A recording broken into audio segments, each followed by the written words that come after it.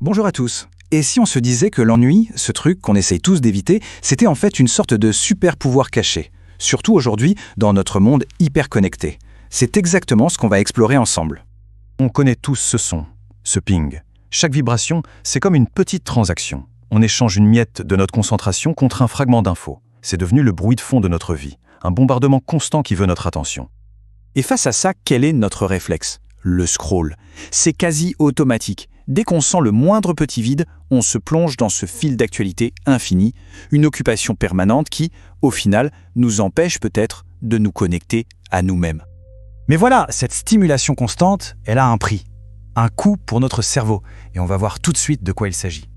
Alors quel est-il, ce fameux coup de notre guerre contre l'ennui ? Eh bien, cette connexion permanente, ça crée une sorte de brouillard mental.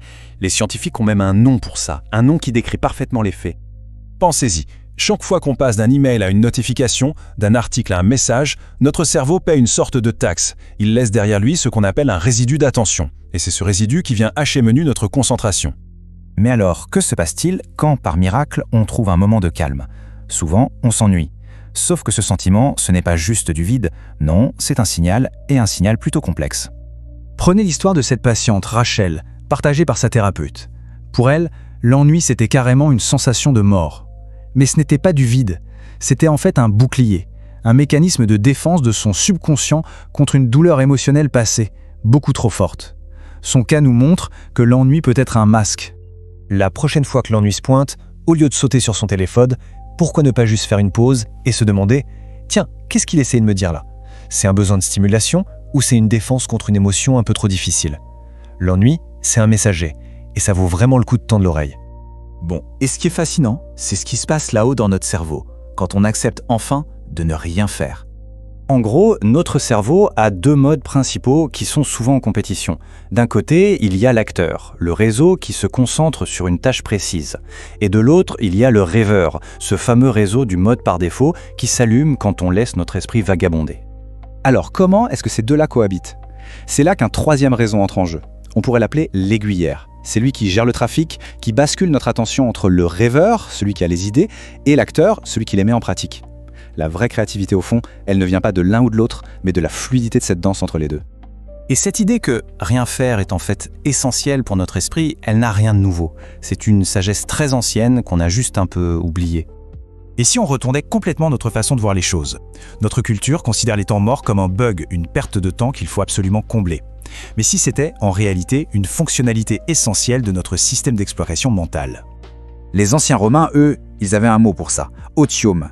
Ce n'était pas la paresse, non, c'était un loisir productif, un temps jugé essentiel pour l'écriture, la philosophie, la réflexion, bref, pour une vie réussie. D'ailleurs, cette idée, elle traverse les siècles. Des philosophes grecs pour qui le loisir était la condition de toute découverte, à Cicéron et son temps pour la réflexion, jusqu'à nous en 2001 avec la découverte de ce fameux réseau du mode par défaut. Au final, la neuroscience moderne ne fait que donner un nom scientifique à une sagesse millénaire. La grande question maintenant, c'est comment est-ce qu'on applique tout ça, cette sagesse ancienne et cette science moderne à nos vies complètement surstimulées ? Regardons l'impact concret sur le cerveau. À gauche, c'est l'état de surcharge numérique. L'attention est fragmentée, le système de récompense est complètement déréglé et notre rêveur intérieur est muselé. Et à droite, l'état de détox numérique. La concentration revient, la créativité se réveille. Le choix au fond entre ces deux états nous appartient. La clé, ce n'est pas de provoquer l'ennui, c'est simplement d'arrêter de le fuir à tout prix. Une simple balade sans écouteurs, s'asseoir à la terrasse d'un café sans son téléphone, ces moments ne sont pas vides, ce sont des invitations. Des invitations à laisser notre rêveur prendre la parole, à laisser notre esprit faire des connexions et trouver des idées complètement inattendues. Finalement, dans un monde qui se bat pour chaque seconde de notre attention, le vrai acte de rébellion, c'est peut-être de ne rien faire. De juste écouter. La question n'est donc pas de savoir si on peut supporter le silence, mais plutôt quelle vérité nous attendent de l'autre côté. Qu'est-ce que notre esprit va nous révéler si on lui en laisse enfin la place ?